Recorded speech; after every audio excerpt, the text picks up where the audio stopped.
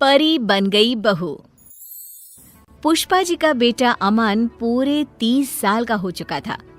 पुष्पा जी के परिवार में उनके पति और इकलौता बेटा अमन ही था।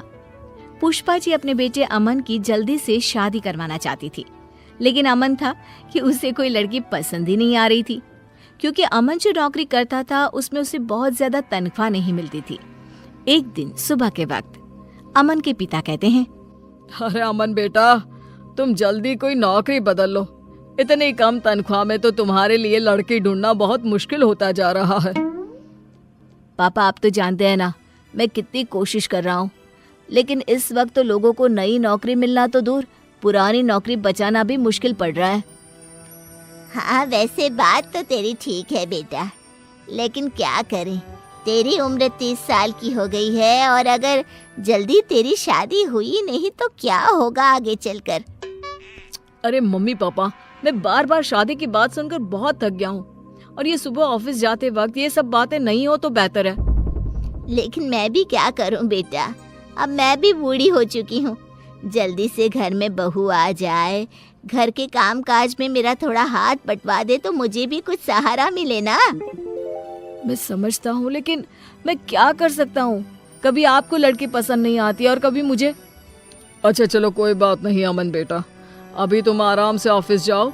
मेरे दूर के एक दोस्त हैं, उनका फ़ोन आया था, उनकी रिश्तेदारी में कोई लड़की है, कल हमें उसे देखने जाना है। फिर से लड़की देखने जाना है पापा? मैं परेशान हो चुका हूँ ये बार बार नई नई लड़कियां देख देख कर।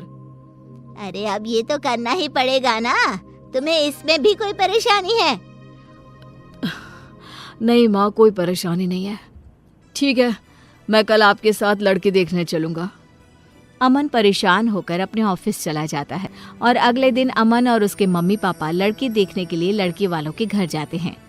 लड़की की माँ कहती है, ये हमारी बेटी है सुधा, बहुत संस्कारी है हमारी बच्ची। जी हाँ, आपकी बेटी तो दिखने में भी काफी अच्छी लग रही है। भाई मुझे तो ये बहुत पसंद है। अब आपको भी हमारा बेटा पसंद हो तो आप भी बता दीजिए।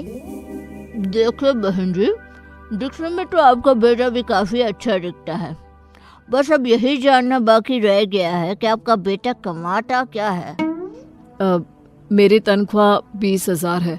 हो सकता है आने वाले टाइम में मुझे कोई अच्छी नौकरी मिल जाए और तनख्वाह और बढ़ जाए। जी हाँ, मेरा बेटा पूरी कोशिश कर रहा है और बहुत जल्दी उसको अच्छी नौकरी भी मिल जाएगी।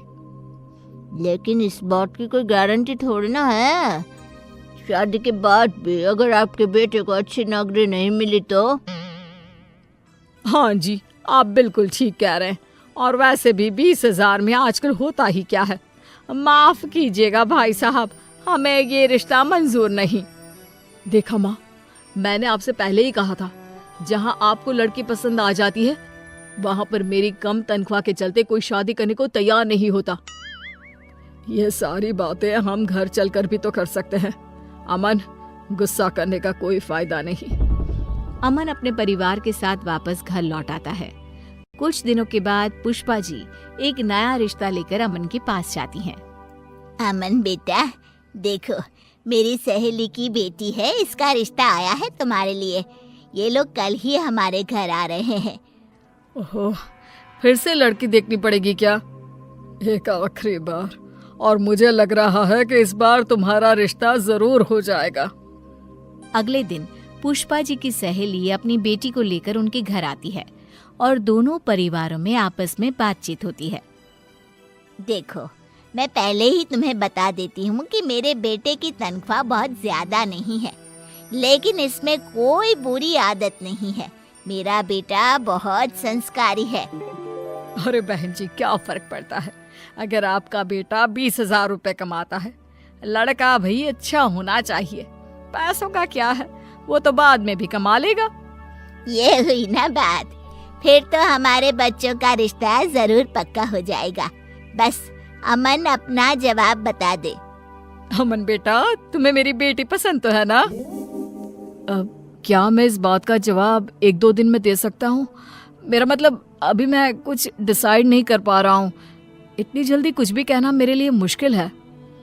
पुष्पा जी की सहेली अपनी बेटी के साथ अपने घर वापस लौट जाती है। उनके जाने के बाद अमन नाराज होते हुए अपनी माँ से कहता है, क्या माँ, आपने देखा वो लड़की दिखने में बिल्कुल खूबसूरत नहीं है, मुझे नहीं करनी उससे शादी। तुम्हारी बात तो ठीक है बेटा, लेकिन अब हमारे सामने कोई चारा भी नहीं है। उस लड़की को तुम्हारी कम तनख्वाह से कोई फर्क नहीं पड़ता। मेरे हिसाब से तो ये बहुत अच्छा रिश्ता है। लेकिन अमन पुष्पा जी की सहेली की बेटी के साथ शादी करने को तैयार ही नहीं होता। फिर से वही बात हो गई। कभी लड़की सुंदर नहीं मिलती, और अगर लड़की सुंदर मिलती है तो तुम्हारी तनख्वाह की वजह से रिश्ता नहीं हो पाता। अमन अपने मम्मी पापा की बातों से परेशान होकर घर से बाहर निकल जाता है। रात बहुत हो चुकी थी। अमन बहुत परेशान था। वो एक पार्क में जाकर बैठ जाता है।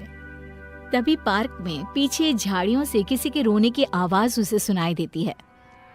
कौन है? कौन वहां रो रहा है? मैं हूँ, इन पेड़ों के पीछे। अरे लेकिन तुम कौन और पेड़ों के पीछे क्या कर रही हो? तुम तो दिखने में किसी परी की तरह लग रही हो। मैं परी ही हूँ, मेरा नाम परी है। अरे तुम्हारा नाम क्या? तुम तो बिल्कुल परियों की तरह खूबसूरत हो। लेकिन तुम इस तरह रो क्यों रही हो?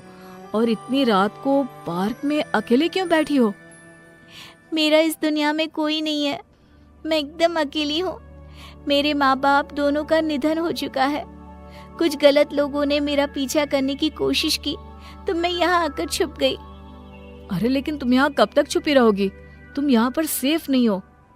तो क्या करूँ, कहाँ जाऊँ, मेरे खुद समझ में नहीं आ रहा। अरे रो मत, एक काम करो, तुम मेरे साथ मेरे घर चलो, वहां पर तुम सुरक्षित रहोगी। अमन उस लड़की को लेकर अपने घर आ जाता है। उस लड़की की खूबसूरती देखकर पुष्पा जी हैरान हो गई थी। वो लड़की 4-5 दिन अमन के घर पर ही रहती है। उस लड़की का व्यवहार देखकर अमन के पिता भी बहुत खुश थे और इसीलिए एक दिन सुबह के वक्त, देखो बेटी, मैं ये तो नहीं जानता कि तुम कौन हो, लेकिन मैं तुम्हें अपने घर की बहू बनाना चाहता हूँ। हाँ, मैं भी कब से वही बात सोच रही थी, लेकिन फिर मुझे लगा पता नहीं परी को अच्छा लगे भी या नहीं। मुझे इस बात से कोई ऐतराज नहीं है। वैसे भी आप लोगों ने मुझे इतना प्यार दिया है, लेकिन अगर अमन जी कहेंगे तो ही मैं उनसे शादी करूंगी। मैंने तो जब तुम्हें पहली बार देखा था ना, तभी अपनी पत्नी बनाने का फैसला कर लिया था। तुम हो ही इतनी खूबसूरत, और फिर तुम्हें मेरी कम पैसों वाली नौकरी से भी तो कोई परहेज नहीं है। नहीं, मुझे आपका परिवार बहुत अच्छा लगा और मैं हमेशा आप लोगों के साथ रहना चाहती हूँ। और इस तरह पुष्पा जी को परी के रूप में एक बेहद खूबसूरत बहू मिल गई।